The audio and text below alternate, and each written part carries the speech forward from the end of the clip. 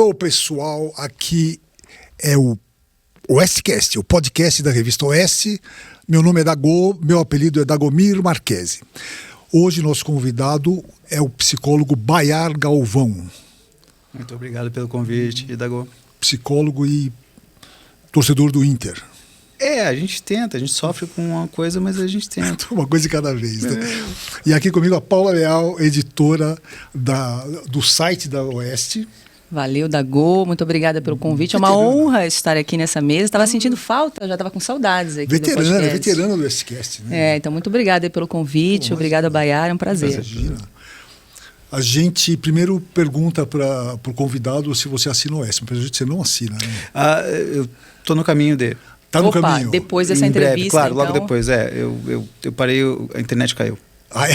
A internet caiu, logo que voltar a gente Mas volta. você gosta da Oeste? Gosto, as ideias, eu tenho acompanhado algumas delas, são muito boas, onde a gente pode falar o que a gente pensa sem ter muito medo de alguns efeitos atuais aí, né? Sim. Então faça como o Bayar e assine a Oeste. Pode não ser hoje, mas vai ser amanhã provavelmente. Claro. É 24 horas. Assine a Oeste porque a gente faz um jornalismo independente, um jornalismo de alta qualidade. E só assinando você vai ter acesso a todo o conteúdo da Oeste, não é, Paula? Exatamente. E além do excelente site que a Oeste, que a Paula edita. Todos os dias informações aí, hard news, o que acontece na política, na economia, Brasil e mundo, no site da Revista Oeste. Além disso, a gente tem a nossa revista semanal que sai toda sexta-feira, conteúdo exclusivo, inédito, com os melhores jornalistas do Brasil. E também vamos convidar para o pessoal se inscrever no canal da Revista Oeste também. No YouTube, né, Dago? Que é exatamente, né? E se inscrever no canal da Oeste no YouTube e dá o clique no sininho para você ficar sabendo quando tem programa novo. Nós temos aqui o Oestcast, nós temos as Iberais com a Paula e com a Branca Nunes e nós temos o Estúdio Oeste com o Silvio Navarro. Exatamente, programação intensa aí. Intensa, todos exatamente. Os dias tem programa novo aí na nossa grade da Oeste. Bom, Bayar, eu sei que você é especialista em um monte de coisa, nós vamos falar aos poucos das suas várias especialidades, mas eu fiquei pensando o seguinte, você, além de psicólogo, você é um ser humano, então você imagina que você de vez em quando acorde falando, céus, a vida não vale a pena, né? Acorde, você deve ter depressão também. Definitivamente a pressão vem, né? E é curioso porque é daí que vem a palavra depressão, né? As pessoas sofrem de pressão. Então eu costumo brincar que nós nascemos com uma mochila invisível e cada problema que a gente tem que a gente não resolve é uma pedra de 50 gramas que a gente coloca e depois mais uma de 120 e vão se acumulando os problemas. Mas você pode definir quimicamente uma depressão? Todo sentimento é químico, toda emoção é química. São todas sempre reações com neurotransmissores, neuroquímicos. A depressão, essencialmente, ela é descrita como esses efeitos químicos no corpo. A pergunta sempre é o que provoca, o que provocou esses efeitos neuroquímicos, tá? Tu tens, às vezes, inanição. Inanição pode provocar depressão por uma questão puramente química. Tu tens medicações que facilitam a depressão, tá? E tu tens, obviamente, aspectos psicológicos, e se a gente fosse falar da pandemia, aí a coisa não para mais. Né? Então, se nós fôssemos fazer uma comparação, seria mais ou menos como se o corpo fosse o hardware, tá. e a mente o software. Não existe software sem hardware. O software vai mexer no hardware, e quimicamente. Aí é onde a psiquiatria, se ela não existisse, seria uma complicação do cão. Né? Ao mesmo tempo que tu precisa, portanto, dos dois. Os efeitos no hardware e o que o software tem provocado. Né?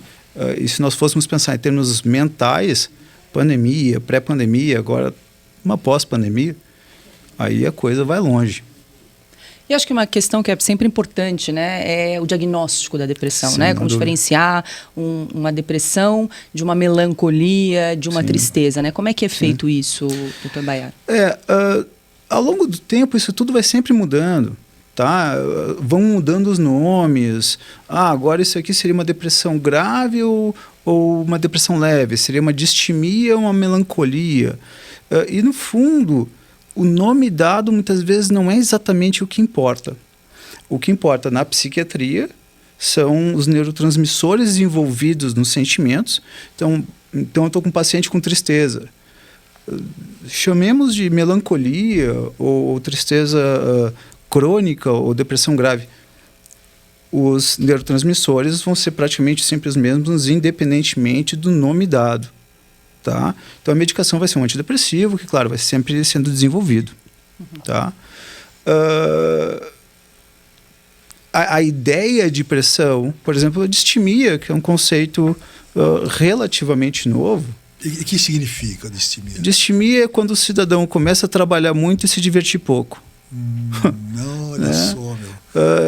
Então imagina uma pessoa que tem que trabalhar muito, pagar as contas, se preocupar com a escola do filho, dos filhos, isso óbvio, homem e mulher.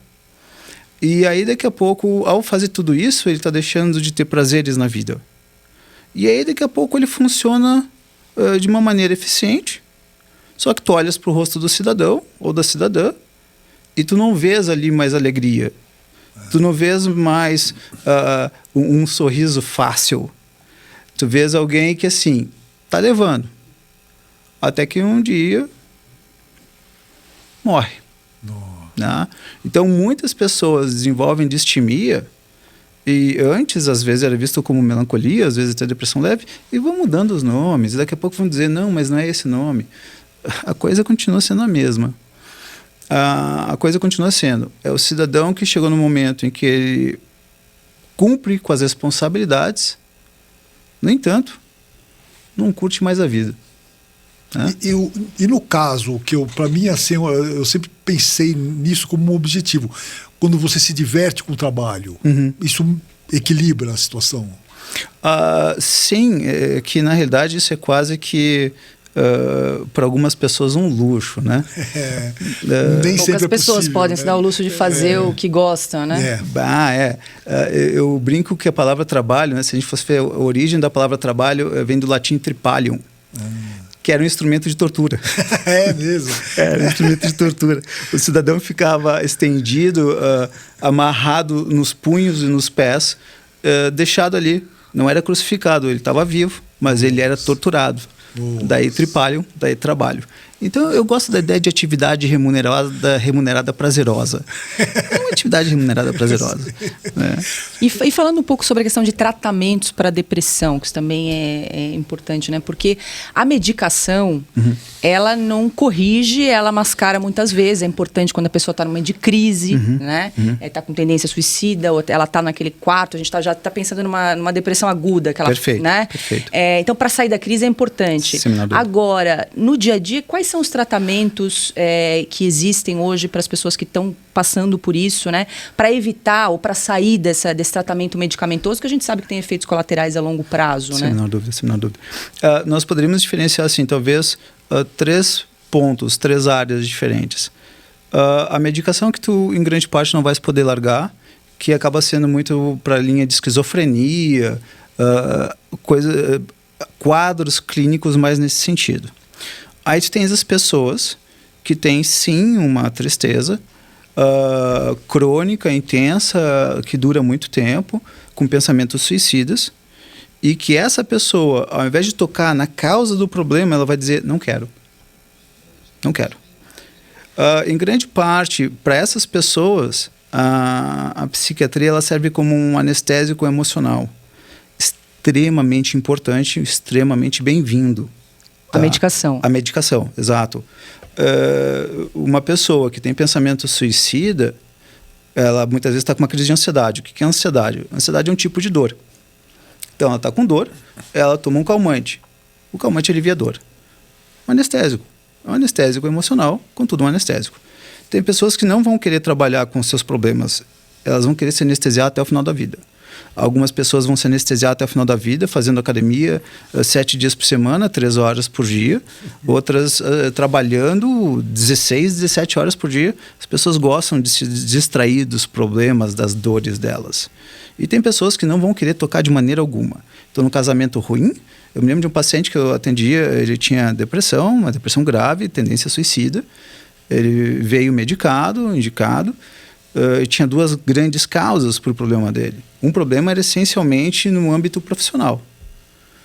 Ele tinha uma empresa e tinha uma série de dificuldades ali, liderança, enfim. E do outro lado, ele tinha um casamento ruim. Aí juntou as a hora que juntou os dois, né? E ele veio para a terapia. Eu tenho o costume de dizer, olha, o que está te provocando depressão essencialmente são 2 coisas, essa e essa. Por qual tu queres começar? E ele falou trabalho. E de fato era mais urgente. A hora que chegou no casamento, eu falei, bom, e agora, meu amigo? Ele disse, vamos deixar essa para depois, Bar. E aí ele saiu, ele estava bem, ele já tinha saído de um quadro de depressão complicado, continuou com a dor que era o casamento dele, mas essa ele não queria mexer. E tudo bem, cada um tem o direito de seguir por onde quiser. Então, tu vai ter a pessoa que vai precisar, a pessoa que poderia um dia tirar a medicação e não vai tirar, e as pessoas que eventualmente usam a medicação em alguns momentos da vida, a hora que resolvem as causas dos problemas, aí elas param de usar, tá? O problema é a causa. A causa do problema é que é o grande abacaxi da coisa. Então, por exemplo, deixa eu brincar com vocês dois. Vocês conhecem pessoas com fobia de avião? Sim. Sim. Vocês já ouviram falar de pessoas que fizeram tratamento para fobia de avião? Sim. E se eu disser para vocês que não existe fobia de avião? Não existe? Não existe fobia de avião. Eu tenho um espírito um pouco, às vezes, um pouquinho ácido. Eu gosto de brincar no início com o pessoal que é formado já, enfim. Eu brinco assim... no curso, pessoal, alguém tem fobia de avião aqui? Eu tenho. Tudo psicólogo, psiquiatra, enfim. Ok, alguém aqui pode levantar a mão? Levanta sempre alguns. Você tem fobia de avião? Sim. Você tem certeza? Sim. E aí eu começo brincando. Você vê um avião e sai correndo? Não, né? Você consegue entrar num avião no museu? Consigo. Em que momento começa a fobia de avião? Quando ele vai decolar? Qual o problema dele decolar? Ele cair? Qual o problema dele cair? Eu morrer, né? Tem certeza que a fobia é do avião? É da morte, meu amigo. Não tem nada a ver com o avião. Tá mascarando. O avião é uma espécie de um... Mas é que desperta quando o cara tá no avião, porque também pode morrer no carro, pode morrer em vários... Mas de acordo com a história de cada um... que associam, né, ao avião. Tem pessoas que tu vai vendo assim... muitas vezes tu tens uma fobia de base e muitos efeitos dessa fobia. A embalagem é diferente, mas o conteúdo é o mesmo. Tu tem a fobia da morte. A fobia da morte costuma gerar síndrome do pânico. A fobia da morte, agora falando da pandemia, o que aconteceu na pandemia? Na pandemia, a gente recebia, óbvio, não de bons canais como esse aqui, mas o terrorismo diário. Você vai morrer, a morte está atrás da sua porta, a morte vai estar na fruta que você comprar, se você sair de casa você vai morrer. Era um bombardeamento enorme. O problema, na realidade, não era exatamente o Covid ou o coronavírus em si, mas sim o que ele poderia provocar, que era a morte. Então tinha várias pessoas, eu brinco que as pessoas muitas vezes têm fobias que elas são que nem minas terrestres de guerra. Ela está ali bonitinha, se ninguém pisar ela não explode. Covid. Fobia da morte. Aí explodiu. Disparou o gatilho. Aí assim, meu pai vai morrer, minha mãe vai morrer, então medo da morte. E muitas vezes é isso, era medo da morte, não era medo de avião, não existe medo de avião. Os psicólogos, como se não fosse psicólogo, né? Enfim. Vamos fazer tratamento para fobia de avião. Eu falo, meu Deus, não existe fobia de avião, tia. É fobia da morte. Aprende a lidar com o final da vida. Mas aí, por exemplo, desculpa te cortar, então Claro. o Dagomir escreveu uma excelente matéria na Oeste sobre fobias. Ele fez uma lista, quantas tinha, Dago? Mais de 100, né? Nossa. Fobia isso foi de, sei lá, selecionado. de caneca, de televisão, umas coisas assim bizarras. E aí o fundo de todas essas fobias, no final das contas, seria o quê? Você lembra de alguma da Golden? Uma que eu tenho... De notícia? Ao contrário, assim, eu meio que acho, me irrita um pouco. É tecnofobia. Tecnofobia. Pessoas que, não quero mexer nisso daí, eu tenho medo, não quero... mas o banco está no seu celular. Não, mas eu prefiro no balcão falar com a gerente. Isso existe? É real? Ou ele está projetando também? Vamos brincar com uma sessão de psicologia, como se fosse agora uma sessão de terapia. Então, um paciente chega para mim e diz, Bayar, eu tenho um problema grave com tecnologia. Eu sei. Me fala em que momentos isso acontece. Não, eu vou mexer no celular e aí enfio o dedo ali e ele dá um pau e dá uma tela azul.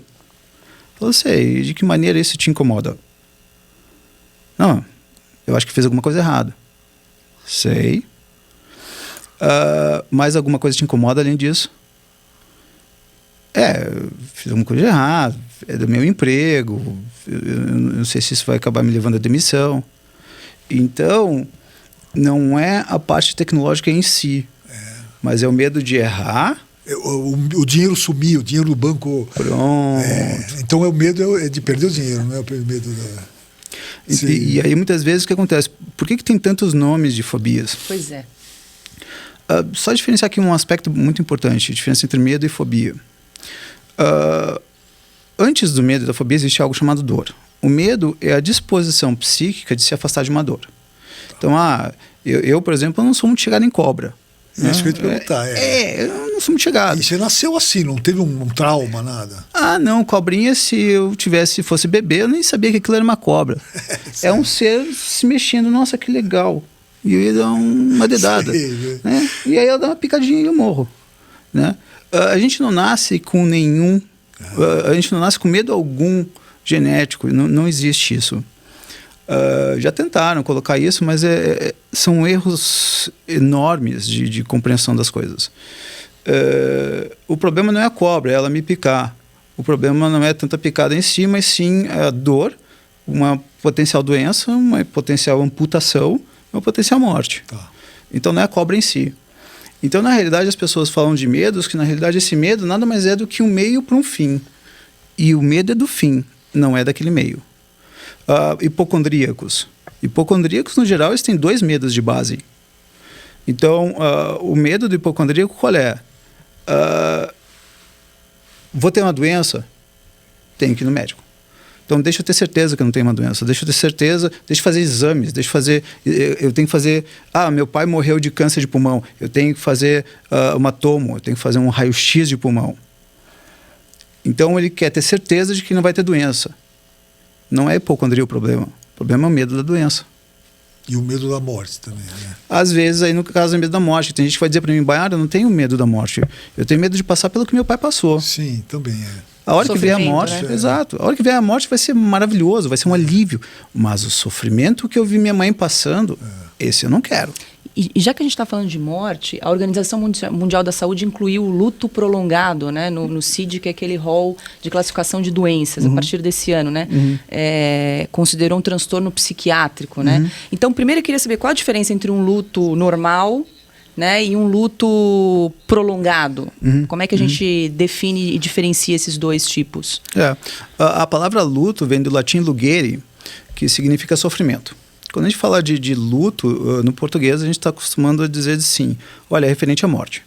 Mas tudo seria um luto, né? Então, eu perdi o emprego, estou passando por um luto. Metaforicamente... Sim. Até uma separação, né? Uma mudança. Exato. Então, tu pode chamar tudo de luto, todo tipo de sofrimento. Mas, isso posto, com relação a o que poderia acontecer...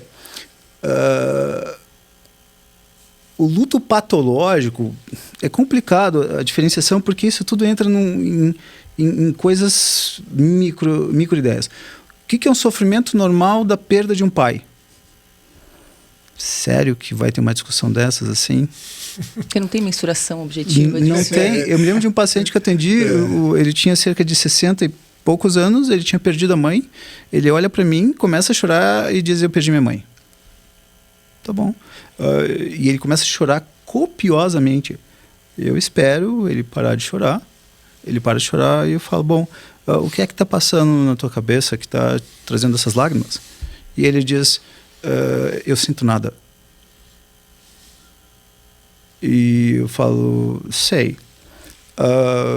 O sente nada se refere então que você está chorando por culpa? É isso que você está me dizendo? É por culpa.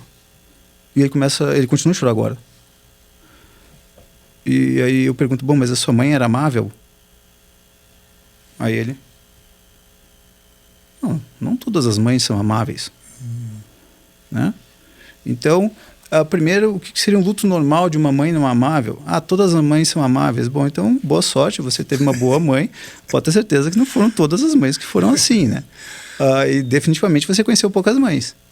Então, a gente tem muitas vezes a questão de nós temos que chorar alguns lutos. A pessoa morreu, a gente tem que chorar. É só em grande parte tu ires num funeral, e é mais fácil fazer isso quando tu não conhecias exatamente a pessoa que morreu. As pessoas têm a postura até entrar na sala onde está a pessoa que foi a óbito e fora outra. Então nós temos primeiro esse aspecto de que nós temos que sofrer algumas coisas, mas elas colocam essa máscara quando elas entram na sala onde está a pessoa que está sendo velada. Pois bem, então esse seria a questão do luto normal ou patológico, é complicado, mas vamos lá. O que é um luto que costuma ser muito prolongado? E esse aqui talvez seja o pior de todos. Imagina que alguém tem em outra pessoa o sentido da vida. Então, o meu sentido é ser mãe. Meu filho morre. Eu cuidava todos os dias do meu filho. E agora que ele morreu, eu não sei mais o que fazer na minha vida. Ela não perdeu só o filho, que ela até poderia amar. Ela perdeu o filho e o sentido da vida ao mesmo tempo. Tá? O luto patológico, eu não gosto muito de usar essas expressões, são expressões normais, ok. As pessoas querem ficar dando nomes, entendo, compreensível. Só que a questão básica é, quando uma pessoa perde o sentido da vida numa morte, aí muitas vezes a pessoa não consegue se levantar. Quando tu tens uma mãe que o filho morre, e o filho era o sentido da vida, mas o trabalho também, ou os outros filhos também, ou o casamento também, essa mulher, essa mãe tende a não ter um luto muito prolongado. Tá? Os pacientes que eu atendi que ficaram com luto muito prolongado, com sofrimento por perda para morte, via de regra é que a pessoa que morreu era o sentido da vida dela. Então, morreu o sentido da minha vida, eu não sei mais o que fazer com a minha vida. Ela morreu, de certa forma, morreu junto, né? Mas sem a menor dúvida. Um tratamento seria similar a uma depressão, por exemplo? Alguém que está arrastado num luto aí de passado, sei lá, 1 ano, 2, seria um tratamento parecido com a depressão, em termos de medicação e terapia? Perfeito. A questão básica é que a gente precisa aprender a viver. Ponto. Dentro do aprender a viver, a gente precisa aprender a perder o que a gente tem. A gente precisa aprender a perder um casamento, um filho, uma filha, dinheiro, a casa. A gente não quer perder coisa alguma nesse sentido. A gente não quer ser vaiado, a gente não quer passar ridículo. Faz parte do jogo, né? Faz parte do jogo. Né? O que é, então, qual que seria o tratamento da depressão? Olha, sim, seu filho morreu, o seu filho era o sentido da sua vida, então agora você precisa aprender a lidar com as dores referentes à perda do seu filho e de criar um novo sentido para a vida. Esse é o tratamento. Tá? É fácil? Claro que não. Claro que não é fácil. Quem perdeu o sentido da vida, criar um novo sentido para a vida, é um baita de um abacaxi. É um renascimento, né? Sem a menor dúvida. Exatamente, é um renascimento. Se nós pensássemos em termos de... vamos pegar um homem, então, para usar bem meio que um clichê de homens. Então, o cidadão ele foi educado para uma coisa: trabalhar e prover para casa. Aí é onde ele se aposenta. Vai ser um luto patológico igual, muitas vezes. Porque o cidadão não aprendeu a ter outro sentido na vida que não fosse trabalhar. A hora que ele para de trabalhar, ele morre. Isso é muito comum, né? Bah. Sem a menor dúvida. Chegam a existir... eu nunca vi de fato, eu ouvi falar que existem isso.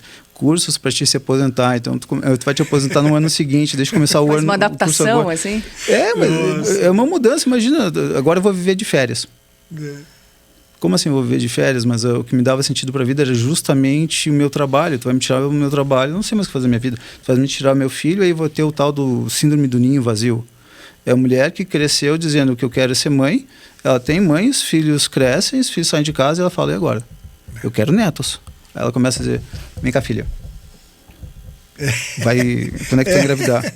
Porque eu tô sem sentido pra vida, faz alguma coisa. Fora controlar os filhos também. Ah, né? Mas isso aí é de tudo, clássico, né? Isso aí com filho, sentido pra vida, não, tá tudo certo. Né? E Baiara, você está falando aqui de morte, você falou de pandemia, e essas pessoas que não conseguiram viver o luto na pandemia, porque as pessoas morriam no hospital, então a família não conseguia visitar, e de repente recebia uma urna lacrada, né? Os caras vinham em sacos por conta da pandemia. Você chegou a receber pacientes assim? Porque é um luto praticamente você não vive ali, né? A despedida, digamos, né? Sim. Quando a gente pensa em luto, de novo sofrimento, né? Cada cultura vai ter seu ritual, muitas vezes, de como lidar com a morte. Só que isso funciona muitas vezes para várias pessoas e não funciona para todas. Tá? Então, essa necessidade de ver a pessoa morta, tem gente que tem gente que tem o oposto. Mas acho que o latino tem um pouco essa coisa de ver ali, né? A despedida final de um... Pois é, ao mesmo tempo que eu tive paciente que virou para mim e disse, eu não consegui ir no velório do meu pai. Tinha uma amiga minha morrendo no hospital, eu não conseguia vê-la. Eu estacionava o carro na frente do hospital, ela estava morrendo de câncer, pré-pandemia, eu não conseguia imaginar ver, e eu imagino que a mulher, a amiga que estivesse morrendo de câncer no hospital, eu estava pensando, a minha amiga não dá bola para mim, no final das contas não tem amiga. E eu pensando assim, ela dá tanta bola para ti que ela não consegue te ver. Então, a psicologia, os psi, né? Muitas vezes os psicólogos, psiquiatras ficam tentando arrumar assim regrinhas, né? Todo mundo passa por essas fases no luto e não. Então, exatamente o que seria viver o luto? Seria, inicialmente, primeiro se perguntar, a pessoa teve luto? Porque muitas vezes não existe o luto. E a gente está aqui, a pessoa não chorou, ela não se deu tempo de ter o luto. Mas vem cá, ela gostava do pai que morreu? Ela gostava da mãe que morreu, ela gostava do marido que morreu. Eu vou dar um exemplo aqui, né? Não é de paciente.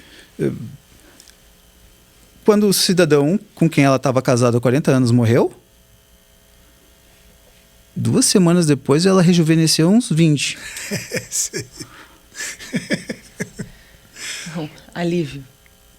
Era o meu avô. Mas meu avô e minha avó. Mas a avó... Tá tudo certo. Ela não vai estar... Eu acho, não. Enfim.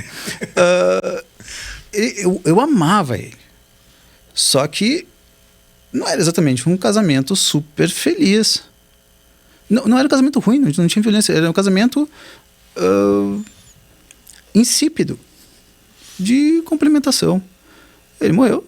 2 semanas depois, ela começou a fazer coisas que ela nunca fez. Depois foi para Cuba, foi para Las Vegas, viajou e adorou. E ela ficou fã de Las Vegas.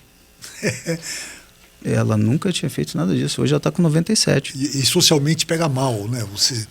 O marido morreu, ela está se divertindo. Mas que tá? São as pessoas que muitas vezes elas ficam criando uma fantasia. Todos os pais são amados, todas as mães são amadas, todos os filhos são amados, todas as filhas são amadas. Tchê, isso aí é conto de fadas para adulto. E tem essa questão do sofrimento também. Eu tive o caso da minha mãe, que Dona Dirce, que Deus a tenha, mas o sofrimento, a morte dela foi tão sofrida que eu não tive luto com relação a ela. Perfeito. Não fui. Quando eu soube, eu virei e voltei a dormir. Porque eu falei, chega, tá, é muito. Né, não é uma coisa que é um choque, como foi meu pai. Estou fazendo terapia aqui, já estou. Mas eu notei bem essa diferença entre um e outro. Um que morreu completamente sem esperar, moço, e uma que sofre, né? O sofrimento, você tem que ter a consciência de que, chega para ela também, né? Claro. Você tem que ser solidário a ela também, né? Quero que fique mais, eu quero que fique mais. Não está na hora, acabou na hora. Isso são coisas sempre assim que... Por isso que é muito complicada a questão do luto. Eu poderia pegar e dizer assim, olha, luto, a primeira fase é essa, a segunda fase é aquela. Mas isso aí é tudo uma grande preguiçosa forma de ver as dores dos seres humanos. Não, pergunta para o teu paciente, tu está sofrendo por quê? E tu vais ver muitas vezes que a dor do luto é a dor da culpa. Não é o amor. Tanto é que eu brinco que o bom luto, o bom sofrimento é aquele onde só sobra a dor dos bons momentos que se teve que não se mais terá. Pronto, agora tu está de alta. Mas ainda me dói, meu amigo, vai te doer a vida inteira. Claro. Tá? O ponto é que tu não te sente mais culpado.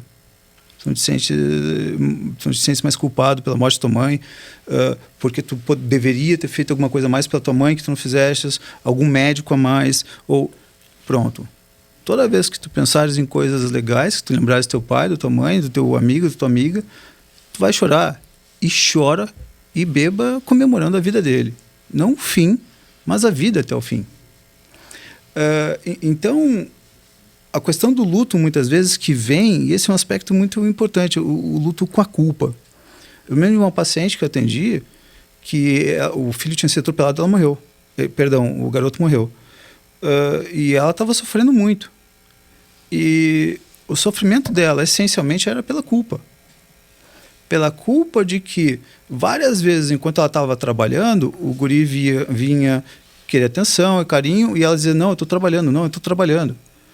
E, inclusive, no dia em que ele morreu, ela disse, não, eu estou trabalhando. Então, o luto era culpa. Então, por isso que o luto é essa palavra super abstrata, sofrimento, que vai depender. É sofrimento, é verdade. Eu brinco com a seguinte situação. Então, alguém morre. Vamos pegar um pai. O pai morre, ele tinha 4 filhos. Então, tá lá o pai, ele tá no caixão e tem 4 filhos em volta. Os 4 estão chorando. Os 4 estão com dores. Os 4 estão sofrendo. É verdade, os 4 estão sofrendo. Mas aí tu perguntas pro primeiro, desculpa te incomodar, mas o que é que está passando na sua mente nesse momento que está lhe trazendo essas lágrimas? E ele diz, meu pai era o meu grande amigo, era a minha grande referência. Ele morreu. Tu vais pro próximo filho. Desculpa, eu percebo as lágrimas. O que é que está passando na sua mente que está lhe trazendo as lágrimas? Ele diz, o meu pai cuidava de mim, ele pagava minhas contas, eu não precisava lidar com muitos problemas na vida. Quem que vai cuidar de mim agora? E chora. Terceiro. E você? Você está chorando por quê? Eu briguei com ele na última vez que eu vi. E no quarto. E o que está passando na sua cabeça? Ele diz, enquanto eu estou vendo meu pai ali, eu descobri que eu vou estar ali um dia. E chora.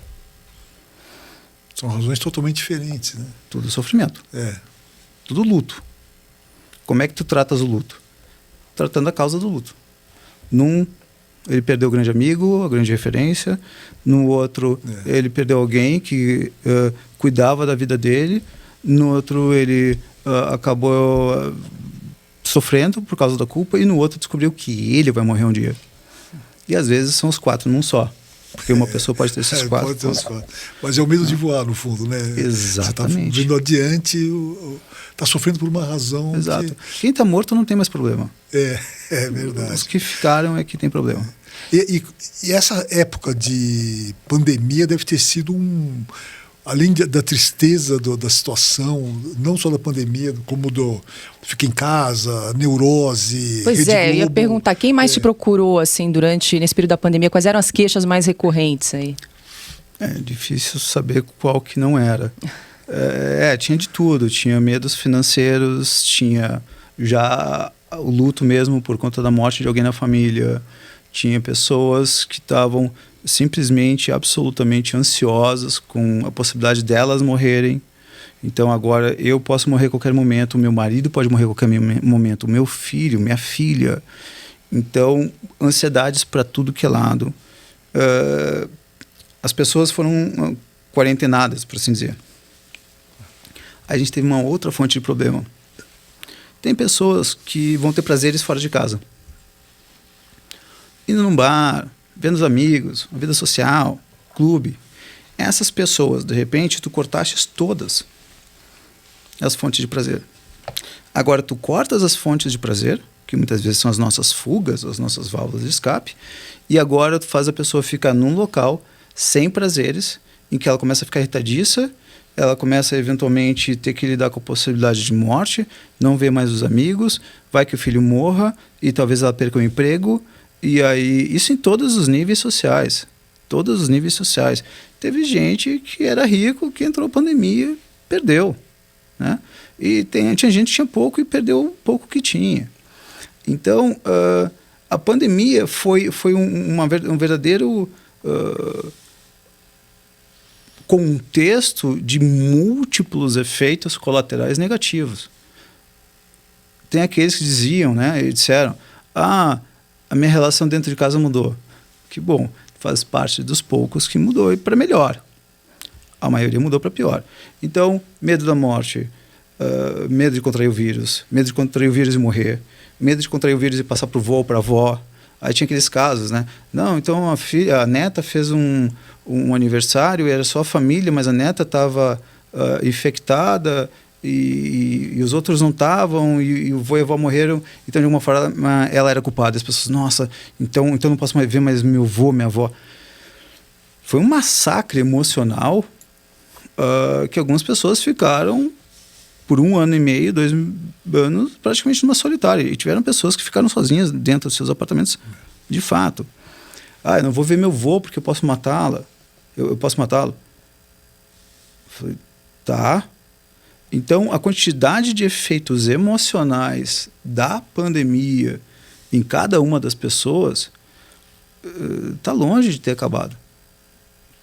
Ótimo, a gente está com as vacinas. 2 coisas aconteceram, né? Óbvio, a gente não conhecia a doença no início, então as medicações, os tratamentos melhoraram, as vacinas vieram, então está tudo muito melhor, só que os efeitos continuam, né? Porque agora a ideia vai ficar de que síndrome do pânico, assim, ó... Mas, Ricardo, as pessoas já tinham esses problemas e a pandemia acirrou, disparou o gatilho. Como é que você vê isso? Porque também era uma coisa meio que irracional, né? As pessoas ficando em casa, como você falou, no começo ninguém conhecia a doença, tudo bem, é o desconhecido. Mas depois, né, à medida que foi passando, a gente foi entendendo o que era a Covid-19, a pandemia. Mas mesmo assim, muita gente ficou paralisada, né? Foi um pânico generalizado. Era um bombardeio diário, né? Fica em casa. Hoje morreram 3 milhões de pessoas. Nossa, isso aí, eu cheguei a dizer para paciente meu, por amor de Deus, desliga esses canais. Desliga esses canais. Esses canais, assim, tinha gente dizendo assim, vem o domingo à noite, desliga a televisão. Ou vai ver Netflix. Porque fazia uma contagem. Não, né? Fora as músicas, com trilha sonora, era assim, aquilo ali era um esmagamento social. E contrário ao que alguns pensam, esse negacionismo. Não, Bocó, isso não é negacionismo, tu estás massacrando quem está vivo, tá? Quer mostrar quantas pessoas morreram? Legal, bacana, mandou bem, mas mostra também que está dando certo, pelo amor de Deus. Isso é por causa do objetivo político. Tinha massacre, foi uma munição. Né? Até hoje o futebol tem que, antes de começar, ter 1 minuto de silêncio. Mas é que é um negócio assim que aquilo foi uma munição que aí, se a gente for entrar na parte política aqui, isso aqui foi utilizado como munição e continua, enfim, aí vai continuar. Agora, o que a gente tem? Eu vou brincar com 2 ideias que eu gosto muito, que é conhecer e saber. Conhecer é ter a sensação, é estar em contato com, né? Eu conheço. Saber vem do latim sapere, que dá origem à palavra sabor. Saber é quando tu saboreias. Todos conhecem o fato de que morrerão. Poucos sabem. Poucos saboreiam isso. Geralmente, a gente aprende a saborear a morte com a idade, ou quando nós batemos na trave e a gente quase morre, ou quando a gente vê alguém que nós amamos morrendo, ou passando por uma doença e passando pelo tratamento. Então, muitas pessoas não têm medo da morte ou fobia da morte porque elas conhecem isso. Mas o dia que elas saboreiam isso, o dia que elas vêm na sua frente e elas pensam, eu vou morrer de fato, ou eu posso morrer de fato, aí que elas ficam sabendo disso, aí é que muitas pessoas, aí vem o medo. Elas dizem, mas eu sempre soube. De fato, você sempre conheceu. o fato de que morreria. Mas com o bombardeamento das mídias, todo mundo ficou sabendo, né? E aí vinha tanto a possibilidade de morte, como se os números nefastos, os efeitos, não necessariamente relacionados à morte, como, por exemplo, olha, você vai perder seu emprego, o futuro, e aí vinha o bombardeamento político, um negócio que para mim é covarde. É covarde tu julgares um líder muitas vezes, porque um líder ele vai ter que fazer o seguinte: eu vou ter que opinar entre o ruim e o péssimo. E aí vai ter alguém que vai dizer, você deveria ter ido para o outro caminho. Mas, meu amigo, também ia ter gente, também ia ter complicação ali. Não tem como tu teres uma decisão, só quem está na plateia para julgar com facilidade quem está tomando as decisões. Eu acho de uma covardia isso. Dá vontade de dizer assim, ô bonitão, vamos fazer o seguinte, tu que está criticando aí o cidadão que está tomando as orientações, vai tu no lugar dele e toma as decisões que tu queres e vamos ver o que vão falar de ti. Vamos ver se não vai acabar morrendo gente e tendo outros problemas mesmo assim. Mas enfim, então isso tudo também criou um outro contexto muito complicado. As pessoas estavam vendo o quê? Vou morrer, posso morrer a qualquer momento, meus amigos podem morrer a qualquer momento, eu posso perder tudo que eu tenho a qualquer momento. Ao mesmo tempo, eu olho e os governantes são uma porcaria porque estão fazendo tudo errado, como se tivesse a coisa certa para ser feita. Como se tivesse eu acho muito engraçado essas coisas de... É um absurdo que ele disse assim, tá bom, vamos fazer o oposto. Ele vai fazer o que tu queres. Vamos falar do efeito. Ah, mas, meu amigo, as pessoas querem decidir às vezes na vida entre a boa decisão e a decisão ruim. Não, entre a ruim e a péssima. Ah, não, mas entre a ruim e a péssima. Não tem decisão bonitinha. Olha, tem situações assim que na vida, e não me interessa que seja o administrador, o presidente, não me interessa quem seja. Tem momentos em que o cidadão vai ter que decidir uma coisa que ele vai ser massacrado por ter decidido aquilo. Não importa o que ele faça. Tanto é que praticamente todas as eleições feitas no meio da pandemia, os presidentes caíram. Claro. Era uma munição muito fácil. Você deveria ter feito aquilo. Fala, bonitão, se estivesse no meu lugar aqui, vamos ver o que você teria feito. Não, a gente está aqui falando também de morte, Bayar, até mudando um pouco de assunto, mas no mesmo assunto, que é a questão do Setembro Amarelo, né, que é o mês de prevenção ao suicídio. E aí eu pergunto para quem está nos acompanhando, né, sobre a questão dos sinais, quem convive com essas pessoas, porque geralmente, né, você não acorda com um pensamento suicida, é uma coisa, até onde eu entendo, isso é uma coisa que vai, né, você vai dando sinais. Então, como é que as pessoas que convivem com pessoas assim podem perceber quais são os sinais, enfim? Tá, eu já atendi pessoas que tiveram parentes que se mataram, e a dor do luto dessas pessoas era o que eu poderia ter feito, o que eu poderia ter visto que eu não vi. Qual médico eu deveria ter levado? Se eu tivesse te trazido aqui, será que tu... poderias ter ajudado. E aí é uma coisa cruel que a gente faz conosco, né? Se eu soubesse ontem o que eu sei hoje eu não teria problema. Aí eu brinco assim, de fato, se ontem tu soubesse o número da Mega Sena de hoje, tu estaria rico. Fácil, né? E a gente faz isso, né? Então, muitas vezes o que a gente vai ter que fazer é lidar com a possibilidade de que não, a gente não vai ter controle sobre algumas coisas. Tá? A gente vai ter que lidar sim com as nossas dificuldades, nossas limitações. Você não conseguiu ver que a sua filha estava mal, que o seu filho estava mal. Ah, mas é que dizem. Então vamos falar sobre suicídio. Tá? Então vamos falar sobre suicídio e agora eu vou falar de uma maneira ampla. E aí depois a gente pode ir especificando dentro do necessário. Então vamos pensar no suicídio óbvio. 11 de setembro, várias pessoas pularam dos prédios. Foi um suicídio? Foi. Certo? Elas não foram queimadas. Sim. Elas optaram. Eu posso ser queimada viva a 600 graus, eu não consigo ficar a 5 metros de uma fogueira de festa junina. Quiçá um prédio pegando fogo. Imagina o calor que não devia ser aquilo. Aquilo devia ser uma ardência absurda, uma dor absurda. E, eventualmente, aquele pessoal nunca pensou em suicídio. Mas, naquele momento, dada aquela circunstância, foi o que eles optaram.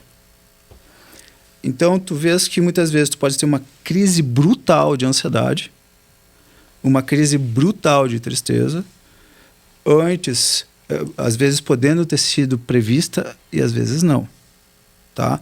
Porque muitas mães eu vejo, muitos pais, pô, Bayara, eu deveria... Falou, calma, eu entendo, eu brinco com as mães, com os pais, assim, olha aqui, o negócio é o seguinte, tu como mãe, tu como pai, quando teu filho tinha 1 dia de idade, você tinha muito controle sobre ele. Quando ele tinha 1 ano de idade, você ainda tinha muito controle sobre ele. Quando ele tinha 3 anos de idade, já não tinha mais tanto controle, tinha bastante, mas não tanto controle. Quando tinha 10 anos de idade, o controle já diminuiu, não vai comparar o mesmo. E quando tem 20 anos de idade, aí teu controle, claro que não é zero, mas está longe de ser o controle que tu tinhas. Então as mães muitas vezes, os pais muitas vezes esperam ter um nível de controle sobre seus filhos que eles não vão ter mais depois de uma determinada idade. Então, ponto, muitas vezes o suicídio pode acontecer sem qualquer tipo de aviso, tá? Muitas vezes, sim, existe o início do aviso. Então vamos falar do início do aviso. Tu pode ter um filho que ele começa a ficar mais isolado socialmente, ou fica com o sorriso mascarado, que é aquele sorriso que tu vês assim, do nariz para baixo a pessoa está sorrindo. No olho ela não está. E ela começa a não sorrir mais, e ela começa a não ter mais vontade de fazer coisas que ela fazia. Ela vai se isolando socialmente, ela vai perdendo vontades. Muitas vezes vem alterações alimentares, do estilo comer mais ou comer menos. Muitas vezes vem com sonolência, muitas vezes provocado por uma insônia. A insônia ela é comum, eu costumo dizer que à noite a escuridão é o espelho do nosso espírito, o espelho da nossa alma, porque a gente não consegue se distrair e a gente fica conosco. E aí é onde a gente acorda, né? Eu estava com sono até apagar as luzes, aí eu me vi e eu acordei. Exato, então muitas vezes exatamente isso. Então, automutilação também? A automutilação é um aspecto muito complicado, esse comportamento, né? Tu pode ter automutilação por diferentes razões. Automutilação como expressão de raiva de si mesmo. Então, vou me agredir. Então, tu tens a automutilação aqui como agressão intencional contra si mesmo. Só que tu pode ter uma pessoa que está com um nível de tristeza tão alto, um nível de ansiedade tão alto, que a pessoa, ao cortar o braço, ela se acalma. Porque essa dor orgânica te desvia da tua dor emocional. Mas isso tem um nome, esse comportamento? Um alívio pouco saudável. Sei, né? Com certeza alguém vai inventar o nome e vai dizer eu que descobri. É sempre assim, né? Mas a coisa a pessoa faz uma coisa que aparentemente seria com a finalidade de se machucar, mas não, ela está se machucando com a finalidade de diminuir o sofrimento emocional. Então a pessoa está se machucando, se mutilando, por quê? Essa é a grande pergunta. Tem muita gente que se foca, a pessoa está se cortando, assim, eu entendo. Mas pergunta para ela o que passa na cabeça dela enquanto ela está fazendo isso. Porque ao conversar com ela, daqui a pouco tu descobres que eu estava pensando em me matar e estava horrível. Quando eu passei a Gillette, eu me acalmei e parei de pensar nisso. Eu falei, mas isso não tem sentido. Ela estava se agredindo, aí quando ela pensa em se matar, ela para de pensar em se matar porque ela se cortou. Porque o corte fez ela parar de pensar no que ela estava pensando. Então, a gente precisa, como psicólogo, a gente volta para a questão da fobia do avião e a fobia por trás do avião. Não é o avião, e sim a fobia da morte, muitas vezes. Tá? Então, a grande questão é saber, primeiramente, por que a pessoa faz o que ela faz. Tá? Então, eu me lembro de uma paciente que eu atendia que ela dizia, Bayara, eu estou aqui para perder 3 quilos, 4 quilos. falei, sei, não é exatamente comum, mas é que ela era triatleta. E para quem é triatleta, 3, 4 quilos deve representar muito. Eu nunca vou descobrir. Não é o tipo de capacidade que eu tenho. Por que ela não conseguia emagrecer? Ela chegava a treinar 3 a 4 horas por dia. Todos os dias, ela ia para casa e ela dizia, eu não consigo entender. Eu passo o dia inteiro me controlando, eu acordo de manhã, eu faço 3 horas de academia, 3 horas de exercício, pedalo, né? Aí eu vou chegar em casa e em casa eu como. Falei, tá, vamos fazer um exercício para a semana que vem. O exercício chega em casa, tudo bem, pode comer, não tem problema algum. Eu só gostaria que você escrevesse tudo que estivesse passando na sua cabeça enquanto você está comendo. E, se possível, até 10, 15 minutos antes de começar a comer. Ou antes de chegar em casa, enfim. Aí ela veio na semana seguinte e ela disse, entendi. O que acontece? O que aconteceu? Ela disse, eu estava indo para casa, estava pensando que ia ver meu marido, meus 2 filhos. E aí eu ia ver o meu marido não tendo feito o que eu tinha pedido para ele, meus 2 filhos não tendo sido cuidados. E aí eu começava a ficar irritada, apreensiva. E quando eu começava a comer os doces, eu me acalmava. Então, o que a pessoa faz e por que ela faz? Ela se corta. O que está passando na cabeça dela enquanto ela se corta? Às vezes, se nós fôssemos pensar nesses termos, é que nem bulimia. Ora, a bulimia, obviamente, em si, ele é um comportamento bastante não saudável. Mas o que está por trás, muitas vezes, da bulimia? O medo, a fobia de engordar. Tá? A questão da fobia de engordar representa o que, muitas vezes? Eu vou ser menos atraente, o meu marido vai me deixar, eu vou ser largado, as pessoas vão rir de mim, a minha profissão é mostrar o meu corpo, eu sou nutricionista, eu sou fisioterapeuta, eu sou modelo, seja lá o que for. Então, comi demais, o que eu faço? Eu vomito. Mas a busca do vômito, da bulimia, era para evitar a dor. Então aquilo era apenas um meio para um fim. Na realidade, para o paciente bulímico, muitas vezes, a bulimia é a solução. A pergunta é por que ele precisa provocar isso. Agora, com relação ao suicídio ainda, existe um ponto em que, vamos dizer, um pai nota que o filho ou a filha estão com tendências ou dando sinais, existe um ponto em que ele deve interferir, procurar uma terapia? Existe algum sinal mais claro? Você falou alguns, né? Pois é, se a gente fosse fazer, né, uma lista dos meio que básicos, né? Frases como eu não vejo mais um sentido para as coisas. Tá. As coisas que davam muito prazer, então o guri adorava jogar videogame, agora ele só fica no quarto escuro, mesmo estando com videogame na frente. Mudanças bruscas é mais ou menos fazer assim, o brusco é importante, eu só fazer aqui uma ressalva, porque a maioria dos casos de depressão, eles aparentemente acontecem rapidamente. É apenas aparência.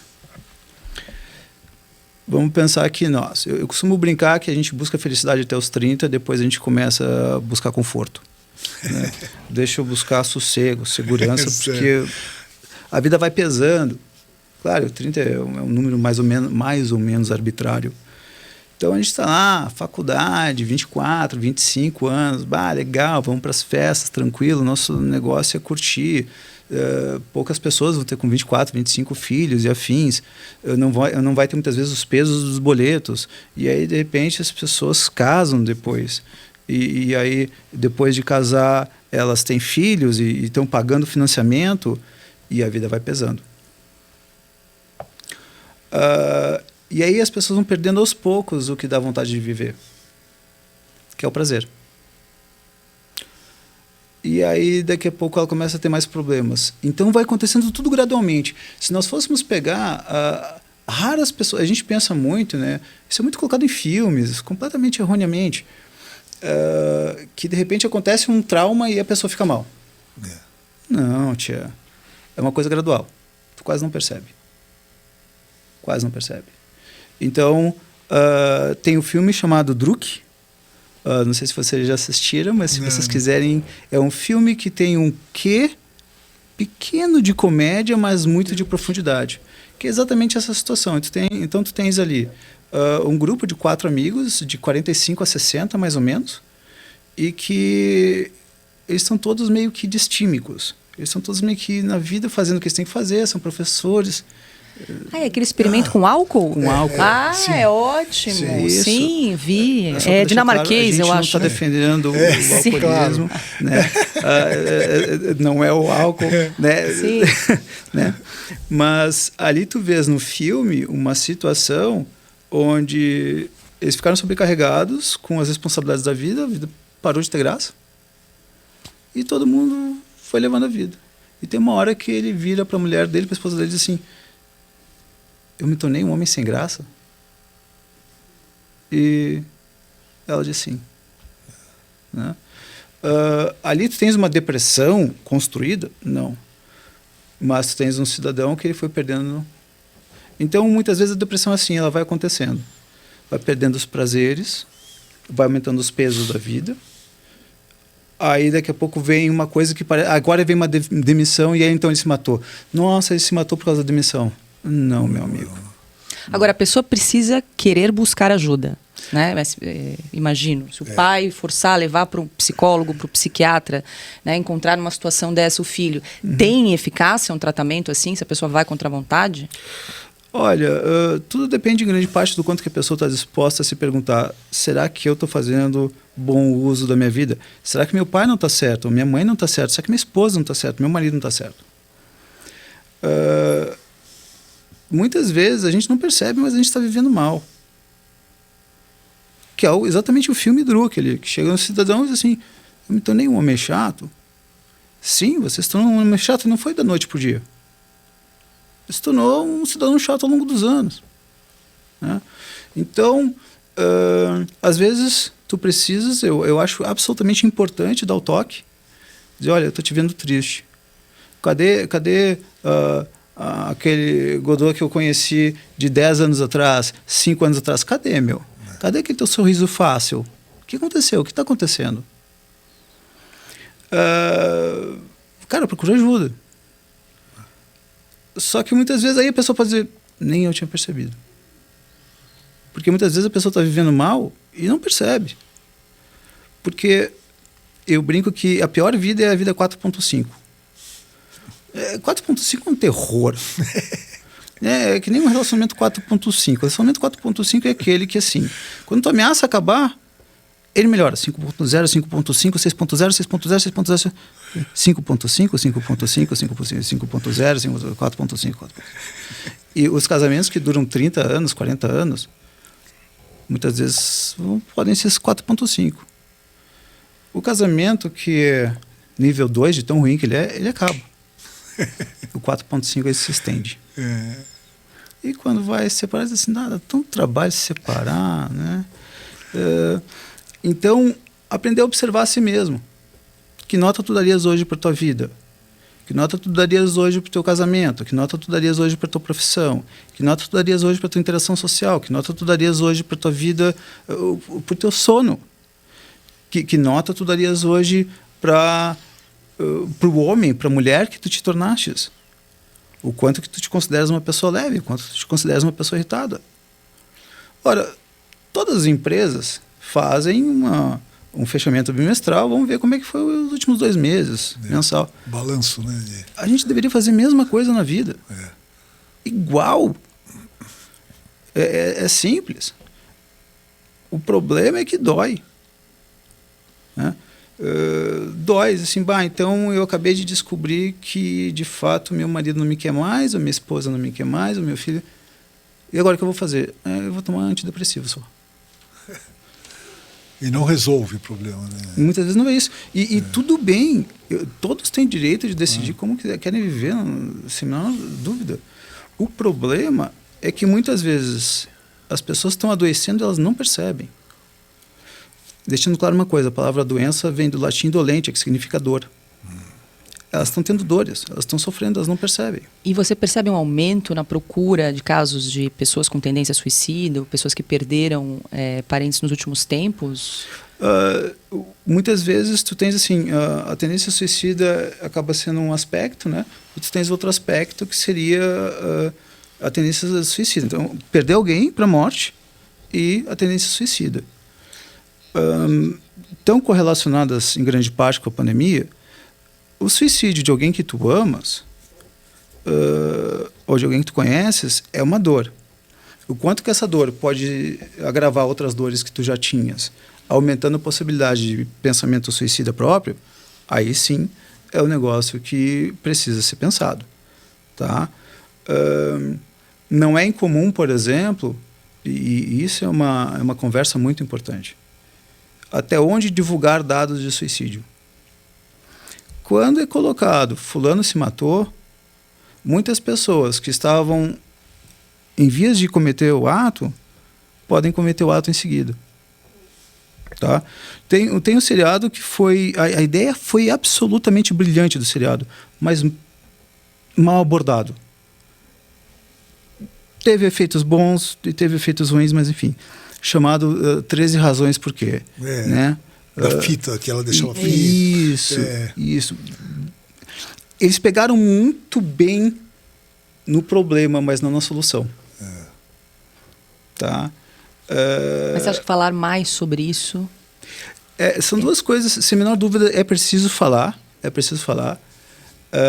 Eu indico, e o que eu já ouvi do CVV é maravilhoso. Que é o Centro de Valorização da Vida. Né? Quem tiver dificuldades, liga para lá. É um espetacular órgão, instituição, não sei como definir. Então, é preciso falar. Mas o que é preciso fazer também? Dar soluções para. Então, para cada problema na vida, como aprender a lidar com cada dor da vida? A gente vai, inclusive, a gente vai deixar o número do CVV na tela. Que legal, muito bom, né? Muito bom. E é isso, as pessoas muitas vezes, na realidade, a gente tem esse eu vou usar uma expressão agora clichê, tá? Esse positivismo tóxico, né? Vamos ser felizes o tempo inteiro. Não, meu, tem gente que hora que fala bom dia sorrindo, dá vontade de bater na cabeça. Você está falando bom dia sorrindo por quê, meu? Me explica aí. Exatamente. Né? Então, você tem que ser feliz o tempo inteiro. Legal, acho legal a gente se focar nos nossos prazeres, etc. Mas está sendo deixado de lado um aspecto fundamental que é a causa da depressão, que são as dores da vida. Não é só seja feliz, é também aprenda a lidar com as dores da vida. E aqui agora eu vou dar um chute na canela de algumas pessoas. Existem algumas ideias da psicologia e da pedagogia que são uma nhaca, são uma porcaria. Que é o quê? Eu me lembro quando eu estava fazendo PUC, Psicologia, de 96 a 2000. E em 98, 99, veio essa palestrante, que era uma das grandes conhecedoras de pedagogia do Brasil. Enfim, não vou falar como ela estava vestida nem nada. E aí ela larga uma assim, a plateia estava lotada de gente estudando psicologia, professores de psicologia lotado. Ela pega e dá a frase mais idiota que eu já vi na minha vida. As crianças sabem o que é melhor para elas. O que o adulto precisa fazer é criar o contexto para elas aprenderem o que for importante e saudável para elas. Tia, vira para uma criança de 6 anos de idade, o que tu quer fazer? Comer chocolate e jogar videogame. Aí a gente começou a ter, mais ou menos nessa época, já instalado nas escolas, uma coisa de não vamos punir as crianças, não vamos exigir delas, o que é importante é a formação dela global. Pô, bonito. Agora vai fazer ela lidar então com a pandemia, não sabendo lidar com punição, não sabendo lidar com dificuldades e querendo tudo fácil. Então agora tu tens depressões, e aqui é onde a gente vai pegar agora a depressão que eu vou falar de adolescentes. E eu, em grande parte, culpo essas posturas psicológicas e pedagógicas. A gente está criando, essas pessoas que erguem a mão e falam um monte de bobagem, que elas não conhecem coisa alguma nesse sentido, Elas estão querendo educar as crianças e adolescentes para ver uma vida que não existe. Eu quero... meus pais... não vão falar mal de mim. É o cacete. Vão falar de ti na tua vida, nas tuas costas.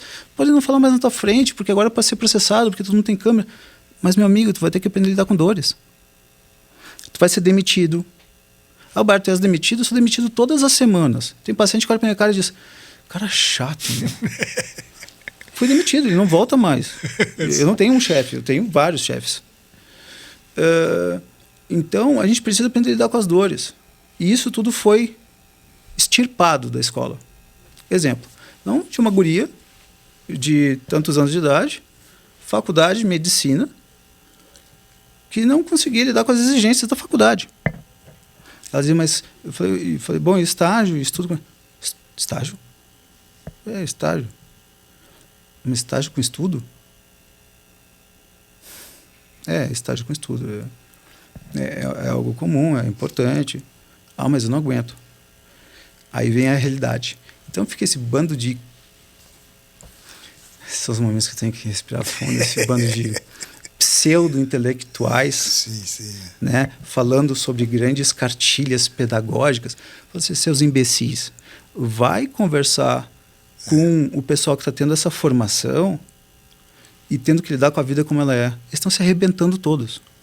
Mas e os pais nessa equação, Paiara? Aí que tá, aí vem toda uma coisa muito complicada. Aí é um combo terrível, né? O combo é assim, os pais precisam ser amigos dos filhos. Falar, ai, caramba, os pais precisam ser amigos dos filhos. Tia, como é que tu vai ser amigo de um guri de 2 anos de idade? Ele vai te ensinar o que sobre a vida? É tu que tem que ensiná-lo. Tu podes curtir coisas juntos. Curtir coisas juntos não significa ser amigo. Amigo, tu vai falar sobre a tua vida, sobre as tuas dificuldades. Tá, ok. Então tu vais educá-lo. Os pais querem ser amados. Para os pais serem amados, eles precisam que os filhos vejam coisas boas neles. Para os filhos verem coisas boas neles, eles têm que fazer coisas que agradem os filhos. Ups. Para o filho ser agradado pelo pai, o pai não pode dizer não. O pai não pode exigir do filho, não, moleque. Tu vais, antes de jogar futebol ou jogar videogame, tu vais finalizar as tuas matérias. Me ajuda, pai. Por quê? Tu tem problema? Mas me ajuda, para os pais ajudarem. Para que os pais vão ajudar os filhos? Para fazer uma coisa que todos estão aprendendo. Os pais não deveriam ajudar os filhos a fazerem o que eles já seriam capazes de fazer. E a pandemia só piorou isso. Exato. Né? Olha como a coisa fica nefasta. Então, isso eu falo para todos os pacientes que eu atendo que ajudam seus filhos nas lições escolares. Tudo que teu filho puder fazer sozinho, não ajude. Ele sabe fazer um sanduíche dele, no final de semana quer fazer um mimo, dá um sanduíche no final de semana. Mas tudo que você fizer pelo seu filho, ele não vai aprender a fazer por ele. Seja se vestir, lidar com um garoto que empurra ele na escola, lidar com uma professora. Então os pais estão fazendo o quê? Eles não estão mais educando os filhos, porque eles querem ser gostados pelos filhos.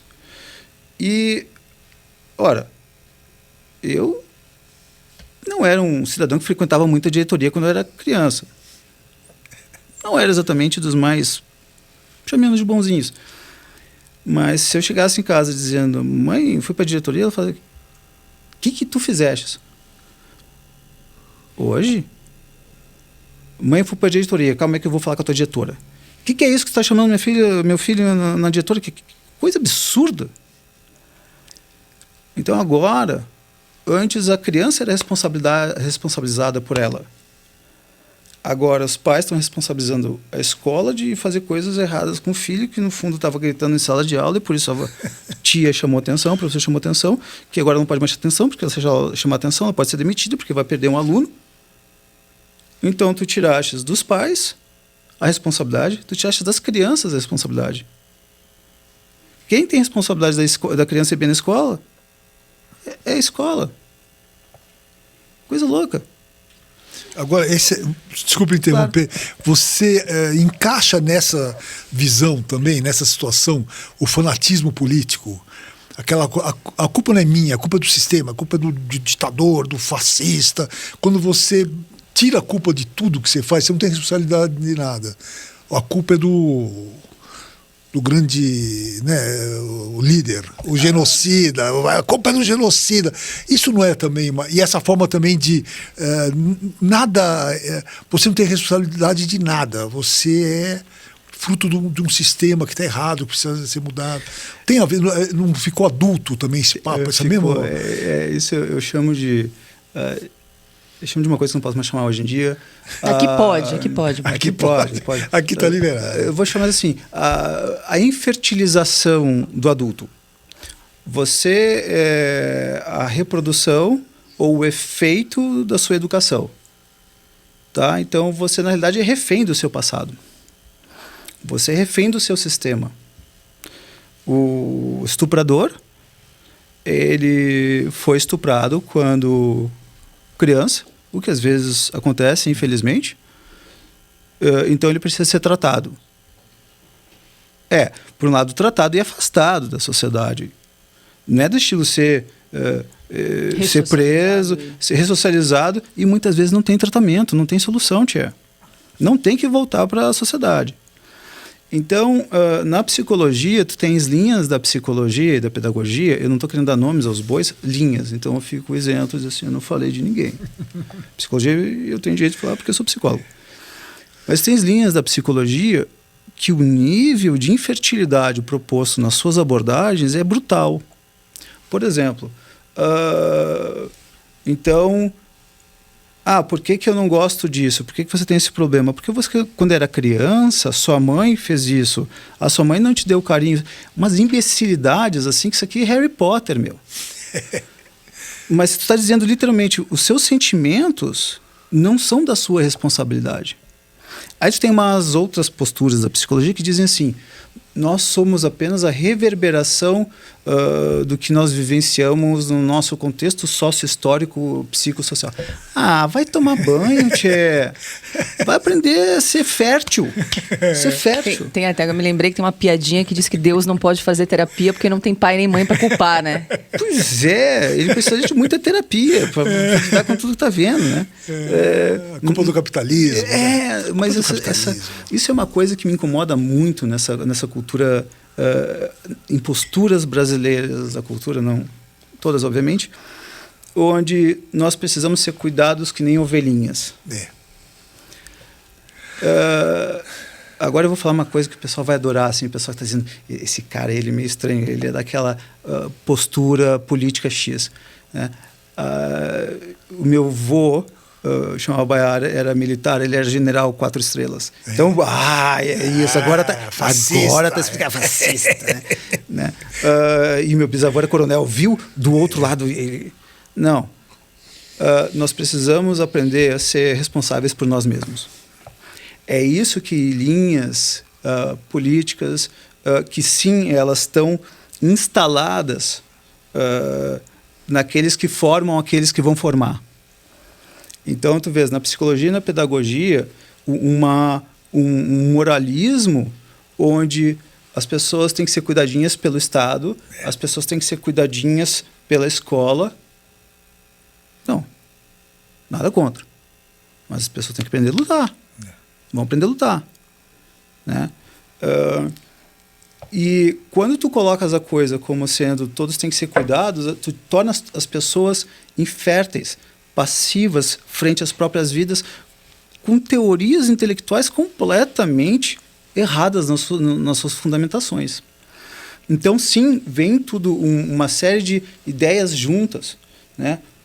Ideias políticas em que tu queres transformar praticamente as pessoas em ovelhas, e aí vai ter o pastor. Vai tomar banho, que pastor, rapaz? Está te tomando para ovelha agora? Mas eu me sinto uma ovelha. Tá, isso é outro problema. Eu não quero ser ovelha. Deixa eu me tornar um homem que eu vou resolver meus problemas por mim e não vou ficar culpando o que aconteceu comigo quando eu tinha 5 anos, ou 10 anos, ou 15 anos, ou 20 anos. O Brasil está em crise. Meu amigo, desculpa, quando que o Brasil não teve em crise? Tá? Maior ou menor, tiveram épocas mais tranquilas, mas desde que eu me conheço por gente, inflação, hiperinflação, aí vem isso. A pergunta não é o que acontece no mundo, é o que a gente vai fazer em relação ao mundo. Vamos sair dessa coisa vitimizada. Nossa, olha como a sociedade está esmagando. Não, a pergunta não é o que está acontecendo na pandemia. A pergunta é o que você vai fazer em relação ao que está acontecendo na sua frente. Vamos sair desse ponto de vista passivo, vitimizado, muito utilizado politicamente. Claro. Né? De uma forma que eu acho de uma covardia brutal. As pessoas precisam ser cuidadas, sim. Deixa eu fazer uma propagandinha aqui que eu acho interessante. O primeiro herói brasileiro que eu vi veio na Tropa de Elite. É. Aí veio um outro que eu achei muito legal. Vocês já assistiram Doutrinador? Sim. Sim, Luciano Martins é o quadrinista, né? Espetacular, o cidadão mandou muito bem. Por quê? Vamos sair dos filminhos onde o brasileiro é sempre o coitadinho, que sofre espancamento. Claro que isso acontece. Só alguém que tem que ser muito de má fé para dizer o Bayard disse ele é negacionista. Não, é porque é tonto, mas enfim. Acontece. Pessoas precisam ser cuidadas, a criminalidade existe, mas as pessoas precisam também aprender a se defender.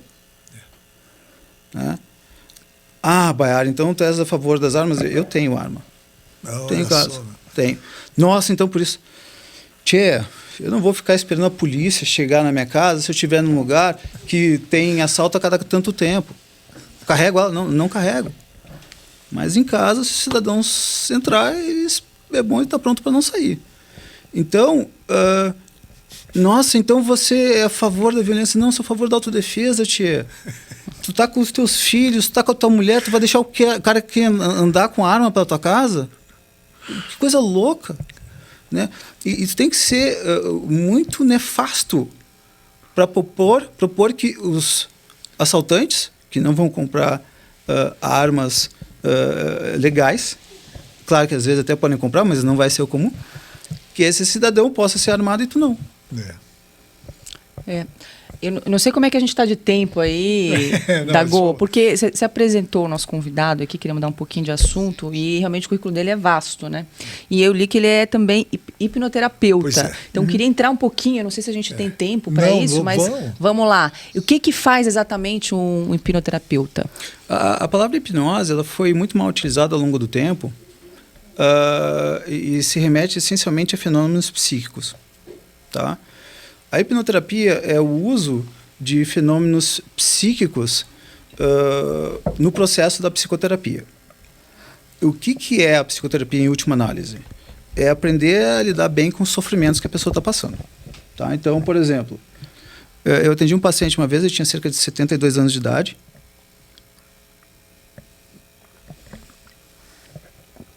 E aí eu fiz com ele hipnose. Eu não vou usar a palavra hipnose é uma palavra horrível. Eu vou usar a palavra hipermnésia. Hipermnésia é um fenômeno que é muita, mnésia é memória. Então, apenas uma memória intensificada. Só isso. Não tem nada de sugestão, não tem nada nesse sentido. Esse cidadão, eu só pedi para ele lembrar de algumas coisas do passado. Caminhando pelo passado.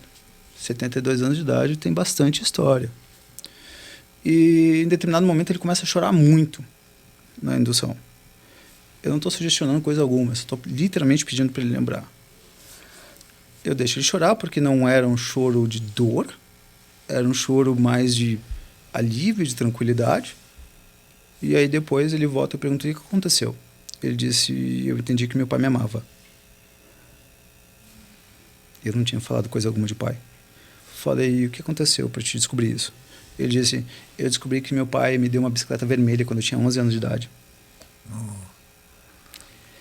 Mas quando eu tinha 11 anos de idade, a bicicleta era uma fortuna. Meu pai teve que abrir mão de muitas coisas para ele. Ele não comprou coisas para ele. A gente não tinha dinheiro para nada. E ele me deu uma bicicleta. E ele chorava. O que eu fiz? Eu usei hipnose? Usei. Eu usei um fenômeno, que é um fenômeno de uma memória intensificada, que quando a gente está aqui conversando, tem as luzes, Então, a gente pode estar com um pouco de calor, um pouco de garganta seca. Então, a nossa mente, a consciência, ela está sendo influenciada por diferentes coisas. Quando tu fechas os olhos e respira profundamente, é como se tu apagasse a luz. Tu relaxas. E aí tu pegas toda essa luz agora e ilumina teu passado. Aí tu começa a lembrar de coisas no Natal que aconteciam. Tu pode começar a lembrar de nomes de pessoas que tu tinhas esquecido. E no caso, quando ele lembrou do que o pai dele tinha dado de presente, ele entendeu que o pai dele se esforçou muito para dar aquilo. E que o esforço... Foi uma cura, no caso. Para ele foi uma cura. Enormemente agradável. Sim. Porque ele não tinha, quando ele recebeu a bicicleta, ele não tinha a capacidade de perceber o que estava por trás desse ato. O guri recebeu, o guri não sabe que ele teve que trabalhar tantas horas, que ele não comprou a picanha que ele queria, até porque naquela época a carne era muito cara. Ele entendeu, com 72 anos, que o pai teve um gesto de amor. Então... Isso foi uma sessão? Foi uma sessão. Quanto tempo dura uma sessão dessa? A hipnose, esses fenômenos, são como instrumentos. É que nem... Eu brinco com a analogia de cirurgia na medicina. Na medicina, a cirurgia não é o tratamento. A cirurgia é parte do tratamento. Tá? Olha, é adequado a cirurgia para você não é. Hipnose, essa hipermnésia, eu chamaria de cirurgia. Tá? É válido para todo mundo? Não. Então, dentro da psicoterapia, dentro do tratamento, eu posso usar a hipermnésia ou outros fenômenos. A sessão, eu uso 60 minutos, tem pessoas que usam 50 minutos, 40 minutos, aí vai de cada um. Mas, geralmente, quando eu vou utilizar a hipermnésia ou a pseudo-orientação no futuro, que nada mais é do que se imaginar no futuro, que tem várias utilidades muito boas, eu posso utilizar por 20 minutos, 15 minutos. E tem pacientes que eu posso atender 20 sessões, 30 sessões, que eu vou usar a hipnose 5 sessões. E por 20 minutos cada sessão, não é sessão inteira. Né? Porque depressão, tu não pode sair tratando depressão, é que nem... Pois é, eu ia perguntar quais são as condições assim, que são mais indicadas para usar a hipnose. A primeira parte que eu vou me preocupar muito com relação à hipnose é o quanto que o paciente ele tem 2 características complicadas. Uma, quando ele pode ter um tipo de raciocínio que está com incoerências, então um paciente psicótico. Você está falando para quando não é indicado? Para quando não é indicado. Aí, tu até pode fazer com o paciente psicótico, mas se souberes muito bem o que tu estás falando. Pisando. Teve um livro chamado A Hipnose, a Prática da Hipnose Clínica no Brasil, alguma coisa assim, eram cerca de 20 autores. Eu fiquei com a parte do texto, do livro, que é a hipnose clínica, desse tamanho, que é como errar com a hipnose. Porque tem muitas formas de errar, mas ao mesmo tempo que, se tu fizeres bem feito, então é que nem cirurgia. Quem não souber fazer, vai fazer bobagem. Tá? Então tu pode usar, por exemplo, no passado, paciente com depressão. Que é isso? Quer mais água? Não tem. Aí? Então, é o bichinho da garganta. Aí, Pegou agora. sei como é que é. Sem abacaxi.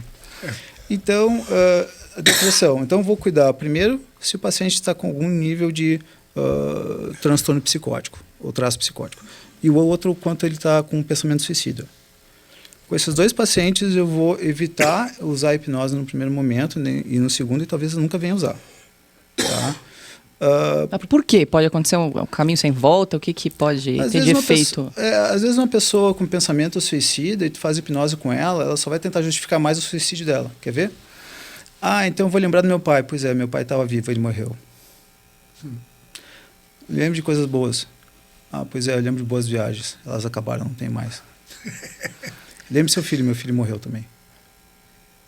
Então, tu começas a praticamente dar mais causas ou mais justificativas para a pessoa cometer suicídio. Tá? Mas essa hipnose, a gente... não é aquela história que a gente vê em história em quadrinhos, que você faz um gesto e a gente acha que é sapo, por exemplo. Não é simples assim. Assim, Mandrake, sabe Mandrake? Que você fala assim... Fica olhando assim, eu sou... o pêndulo. É mais complicado que isso. Ou pode ser assim também? Assim, isso é que se chama de hipnose de palco, tá?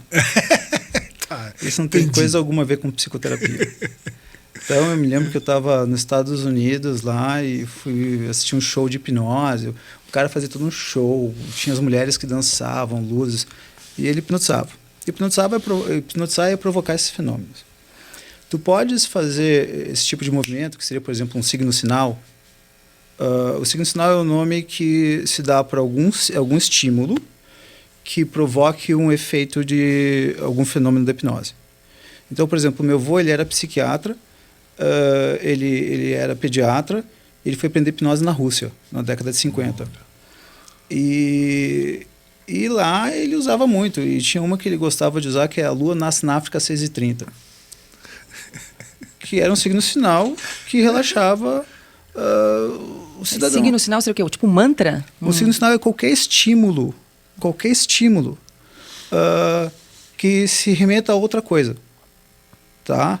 Então, tu pegas para o cristão, uma cruz tem um significado enorme, tá? Tu pegas os diferentes símbolos, né? O mantra, para quem de repente um budista, tem um significado enorme. Eu posso ver o mantra e não vai ter significado algum. O signo-sinal é quando tu tornas um estímulo algo que te remete a uma situação como um relaxamento profundo, tá? Eu, por exemplo, meu avô me usava como cobaia, enfim, eu tinha 13, 14 anos, ele me usava como não militar, esse era psiquiatra, pediatra comunista. Que a minha família tem dessas coisas assim, né? O pai dele era coronel, enfim, ele era comunista. O herói dele era Fidel Castro. Eu cresci ouvindo de Fidel Castro, Che Guevara, enfim.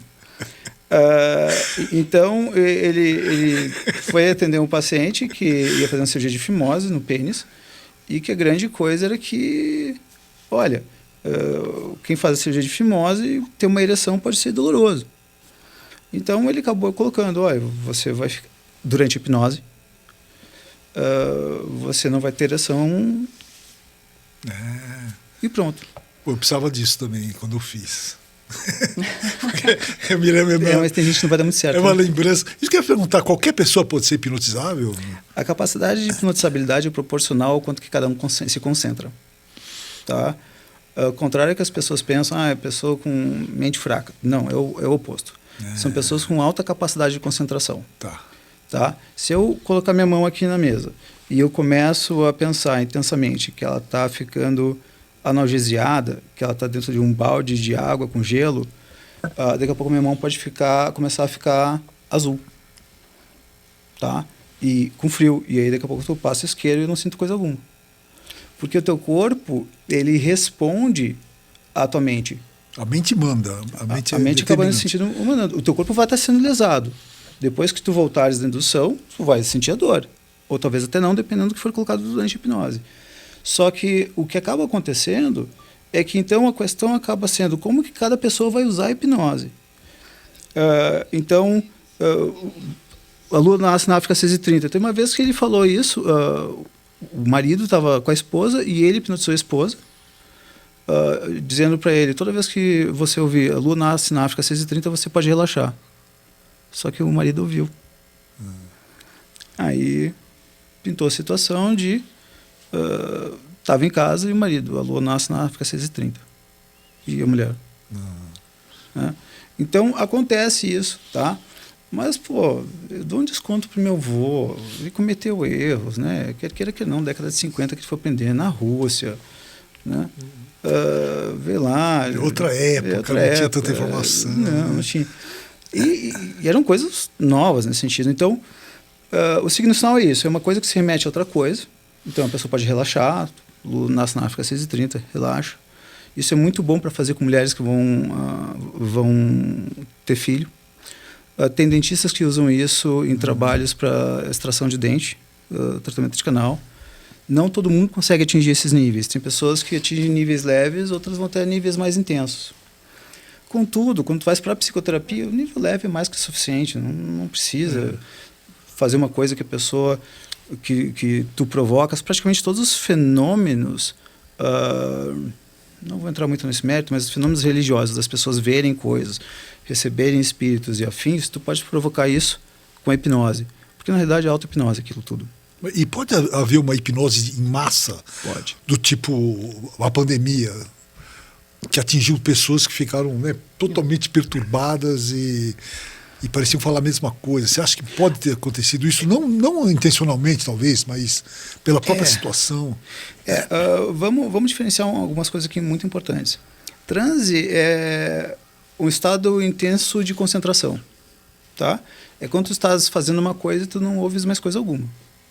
Certo? Então, a pessoa pode estar lá lendo um livro, tem alguém chamando ela lá. Um guri jogando videogame. Tá certo que às vezes ele tá pouco se ferrando porque a mãe tá chamando. Mas não, às vezes ele tá lá e não tá vendo. Tá? Então, o transe é quando nós estamos com uma atenção concentrada. O que é um trauma? Que é algo que acontece muito menos do que se pensa em termos de esquecimento. A pessoa esqueceu do trauma. Quase ninguém esquece dos seus traumas. Qual mulher estuprada que esqueceu que foi estuprada? Quase nenhuma. Tá? Quase nenhuma. No meu consultório, eu atendi uma situação dessa uma vez na vida. E dezenas de outras a mulher lembrava. Né? Então, essa coisa do esquecimento não existe muitas vezes. Mas o que é um trauma? O trauma é um momento de intensa concentração onde coisas ruins estão acontecendo. A pandemia, ela não mostrou coisas ruins. Na realidade,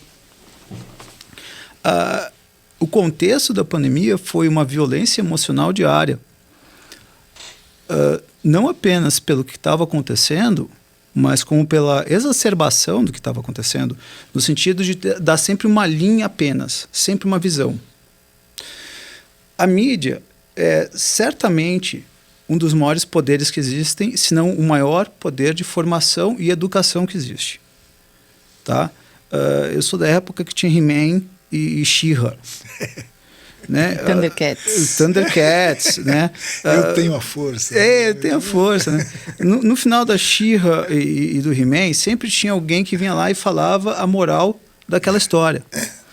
Toda história tem uma moral por trás. Todas, sem exceção. Só que é isso que a mídia faz, ela conta histórias todos os dias.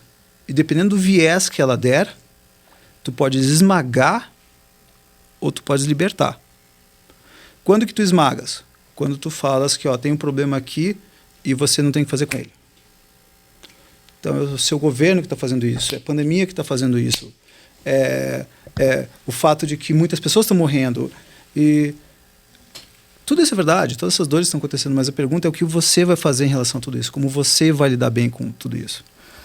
Então, essa educação, essa formação, essas histórias, tu podes ir colocando. Então, tu vais ensinando as pessoas. Só que durante a pandemia, tu estavas traumatizando literalmente. Muitos dos problemas que a gente estava tendo na pandemia não seria chamado de depressão. Seria erroneamente colocado como depressão. Foi estresse pós-traumático. Distúrbio de estresse pós-traumático. Porque foi um trauma. Foi um trauma contínuo para muitas pessoas ficar assistindo aquilo todos os dias. Tá? Eu me lembro de uma paciente, nitidamente, ela virou para mim, Baira, estava super bem até domingo à noite. Aí começou lá um tal de um jornal. Falei, eu sei qual é o jornal. Desliga. Desliga, porque aquilo ali tem uma finalidade única, exclusiva, que é mostrar o que é verdade. Essa é parte da verdade. Mas também Ibope. E doenças, dores, sofrimentos, violências vêm demais do que contos de ursinhos carinhosos. Não, isso que você está falando, eu me lembro de uma coisa que eu li sobre uns índios americanos, índios Hopi, e que eles falavam para os filhos, os mais velhos falavam para os mais novos, se você tiver um pesadelo, você aguenta, tenta não acordar, tenta não gritar, porque o monstro que está no pesadelo, ele vai te ajudar. E isso me aconteceu muitas vezes, assim, sem querer, não que eu ficasse, né? Então, eu acho que o que você está falando é um rumo para o amadurecimento. Você não ter medo da morte, mas a morte ser sua aliada, ser sua amiga. E eu senti isso que você está falando, é coisa de idade também. Eu com 69, a morte passa a ser uma aliada sua, passa a se falar, olha, uma hora vai acabar. Então aproveita o melhor possível cada dia que você tem, não fica com medo dela, né?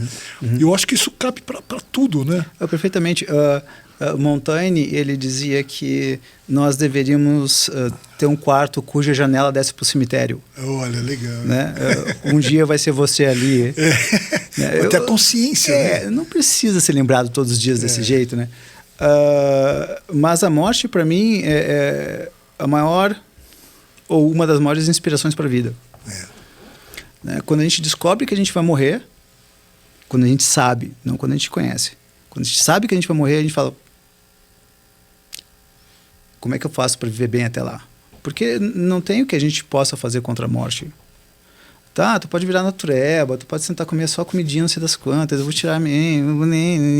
Tu vais morrer, porra. A pergunta é como tu vais viver até lá. Essa vai ser a grande pergunta.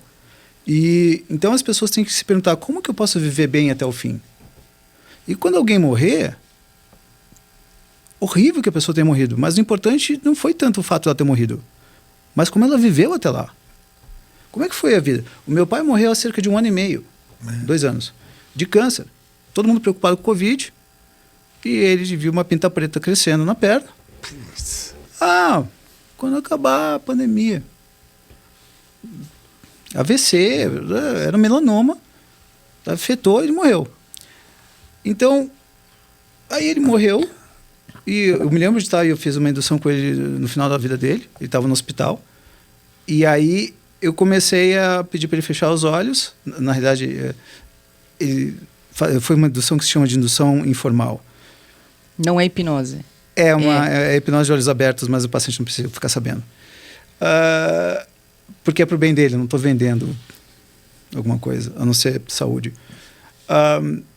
E aí eu comecei a pedir para ele: pô, pai, eu me lembro de quando a gente estava em Camboriú. E aí eu comecei a falar de várias passagens. Falou com ela. Cidadã de Brusque. Brusque, maravilhoso. Brusque, esses lugares são muito bons. E aí eu passei com ele por Camboriú, São Paulo, Porto Alegre, Curitiba, lugares que ele morou, amigos que ele teve. E ele lembrando disso tudo. Foi o último momento que ele teve mais ou menos sanidade. E aí, ao final, eu virei: pois é, né, pai? Viveu bem. Aí correu uma lágrima, balançou a cabeça assim. 1 dia, 2 dias depois, ele entrou em coma e morreu. Não tinha o que eu poderia fazer sobre o fim dele. O que eu poderia fazer é tentar lembrá-lo da vida dele até o fim. E, para quem quiser lembrar dele, lembra que ele sofreu? Pode lembrar, mas não é isso que é importante. O importante é a vida que ele teve até lá. Então, o importante é como viver bem. Tá? E não ficar culpando: é porque minha esposa, porque meu marido, porque meu filho, minha filha... Tchê, a pergunta que tu vai fazer em relação a isso: o que é que tu vais fazer na tua vida, como que tu vais te esforçar para ti viver a tua vida e ter uma vida de mérito para ti, onde tu possa morrer dizendo: estou morrendo, mas dentro do que me coube viver, fiz bom uso. E você... eu faço uma pergunta para todos os convidados, que a maioria fala assim: eu não tenho tempo para isso, eu estou trabalhando demais. Mas você é um cara que falou do He-Man e falou do Ursinhos Carinhosos. E isso eu posso ter muito mais respeito por você, porque estamos falando de cultura pop, né? O que você assiste de série, de filme? O que você gosta? Doutrinador. Doutrinador é bom. Walking Dead... vírus, apocalipse, mas isso aí só nas fantasias, né? Porque tem gente que fala assim: mas vamos assistir um filme de drama. Eu falo: sério? O dia inteiro um psicólogo vai ouvir morte, rejeição, traição, doença. Problemas em geral, né? E assiste Walking Dead. Né? Walking Dead, deixa eu ver zumbi. Zumbi legal, esse aí é boa gente. Eu gostei desse aí. Guerra Mundial Z, eu adoro esses filmes. E então, quando bate aí em corrupto ali nos doutrinadores, pessoal, eu estou falando em termos fantasiosos, tá? Sim, isso é importante dizer. Tá? Você não está citando ninguém pessoalmente. Não. Aliás, tu assististe o filme? Não. O filme começa o seguinte... O Doutrinador? Doutrinador. Não, ainda não. Eu vi o Doutrinador. Genial. Qual é a fúria do cara? Ele vai assistir um jogo da Copa no Brasil, em São Paulo, o filme se passa em São Paulo, E aí a filha dele leva um tiro. Não se sabe de onde veio o projétil. Vão para o hospital está largado, e porque desviaram o dinheiro do hospital. E ele não vai atrás de traficantes e assaltantes, ele vai atrás do político que desviou. Muito bom. Por isso que, eventualmente, ninguém mostrou muito esse filme. Mas é isso, a gente tem que ir atrás e a gente tem que parar de botar a responsabilidade nos outros e começar a colocar em nós. Para de culpar tudo. Te responsabiliza pela tua vida, rapaz. Boa, essa é uma grande mensagem. Pois é. Minha mãe e meu pai, para, tia, quantos anos tens? 30. Tá na hora. Teus pais fizeram bobagem. Todo mundo faz bobagem. O pai fez bobagem, o pai fez coisa boa. Para de focar na bobagem. Ou foca na bobagem dele. Foca que tu sofreste. Mas a pergunta é o que tu vai fazer em relação a isso. E para de ficar... E melhora com relação ao seu filho também, né? Exato. Tem que parar de essa coisa de é todo mundo coitadinha, ovelhinha. É o mimimi. E isso mata as pessoas. Você estava falando de como viver bem, né? O pessoal, alguém te procura assim para fazer uma profilaxia, prevenção de doença, ou só todo mundo chega com um problema lá assim? Olha, o dia que isso começar a acontecer, eu vou achar maravilhoso. Poderia ser como aprender a viver bem, né? E aí você faz um acompanhamento com um profissional. Grande passo, é verdade. Você está falando, a gente tem que fazer metas, tem que se auto-observar, né? Pô, muito legal. De repente, aí é uma linha. Pô, demais. Sem menor dúvida, porque a gente vai ter coisas assim, eu me lembro na psicologia, coisas idiotas que alguns professores falam. Não dá para prevenir a depressão. É parcialmente verdade isso. Parcialmente verdade. Se tu não ensinas disciplina para uma criança, quando ela precisar de disciplina, o que vai acontecer? Ela não foi punida, não estudou, não estudou, podendo ter estudado, enfim, não estudou e passou de ano mesmo assim, passaram ela de ano.